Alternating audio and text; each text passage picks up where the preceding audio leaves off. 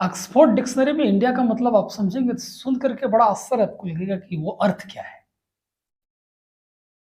Those who are outdated old fashion, इसका मतलब है कि पुराने ख्यालात के हम हैं और नाजायज अवैध संतानें।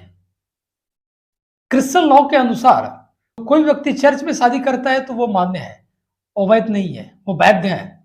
और जो व्यक्ति चर्च में शादी नहीं करता है वो अवैध है, मतलब नाजायज है, फालतू है।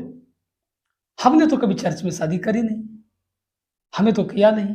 हमारे तो 7 फेरे होते हैं, 7 जन्मों के कस्में खाए जाते हैं मंदिरों में, या फिर अग्नि को साक्ष्य मान करके घर द्वार में कहीं करते हैं हम लोग।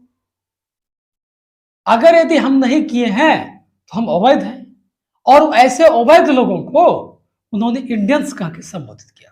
आप देख सकते हैं ऑक्सफोर्ड डिक्शनरी, गूगल पे सर्च कर सकते हैं आप सोच सकते हैं कि उन्होंने क्या बेइज्जती और कितनी नीच भावना से हमको, जब गुलामी के दिन में थे तो हमको संबोधित किया था उन्होंने। आप बताइए हमें, क्या अमेरिका का कोई दूसरा ट्रांसलेशन है या फिर दूसरा कोई वर्ड है अमेरिका को संबोधित करने का?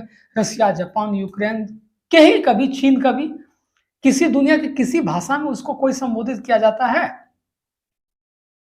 क्या चीन को च्युइंगम कहा जाता है किसी और भाषा में? रसिया को रस बोला जाता है? अमेरिका को अमेरिका का कुछ भी नहीं बोला जाता है। फिर भारत को इंडिया कैसे है? भारत का ट्रांसलेशन कैसे हो सकता है? भारत का मतलब भारत होता है, सीधी बात। भारत का वास्तविक अर्थ होता है भा, भा प्लस रत, मतलब भा मतलब ज्ञान, रत मतलब लीन।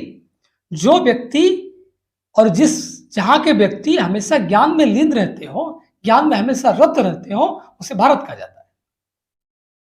दुनिया का सबसे बड़ा उपदेश और ज्ञान अगर भी कहीं दिया गया है तो वो है कुरुक्षेत्र में, महाभारत युद्ध के समय दिया गया, गीता का। आपको पता है उस पुस्तक का नाम गीता है, जो कृष्ण को उपदेश दिया। पूरी दुनिया में उसके ऐसा उपदेश नहीं है, उसके ऐसा ज्ञान नहीं दिया गया है। मर्यादा की बात कही जाती है और परिवार में कैसे मर्यादा निभाना चाहिए तो कहा जाता है तो रामायण आप पढ़िए, उसके ऐसा आज तक महाकाव्य आपको नहीं मिलेगा।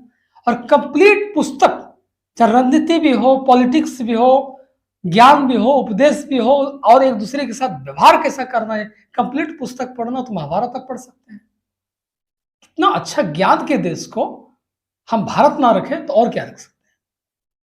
क्या उनके ऐसे अपशब्द कह के जो संबोधित किया वो हम वर्ड रखें? और क्या? Yes, I am proud to be Indian. Indian कहने पर हमें गर्व महसूस होता नहीं। क्यों करें हम गर्व? हम भारतीय होने पर गर्व महसूस करेंगे। जब दुनिया के किसी भाषा में किसी देश को कोई संबोधित नहीं किया जा सकता है तो हमारे शब्द को कैसे किया जा सकता है? हमारे देश की परंपराएं भारत की, मान्यताएं भारत की, इतिहास भारत का, तो इंडिया बीच में कहां से घुस गया?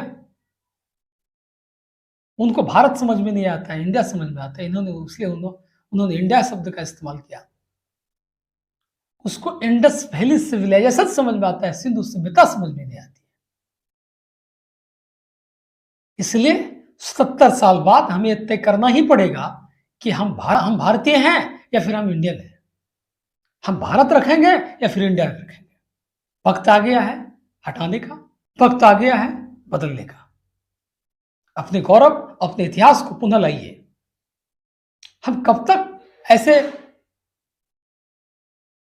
छूट भैया शब्दों को हम अपने कंधों पे अर्थी के समान लेकर ढोते फिरेंगे हर जगह?